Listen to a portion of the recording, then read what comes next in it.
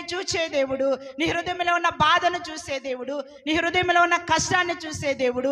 పై రూపాలను చూసి మనుషులు మోసపోవచ్చు, ఆకర్షితులవ్వచ్చు, అనేక రీతిలుగా నిన్ను కొనియాడొచ్చు. కానీ దేవుని వాక్యము సెలవిస్తుంది, సాధువైనట్టు మృదువైనట్టు అక్షయ అలంకారం అనే హృదయ అలంకారమును ధరించుకోవాలి. హృదయాన్ని బాగు చేసుకోవాలి.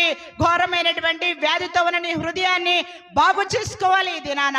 అప్పుడే నువ్వు విలువ కలిగినటువంటి వ్యక్తిగా దేవుడు నిన్ను మారుస్తాడు.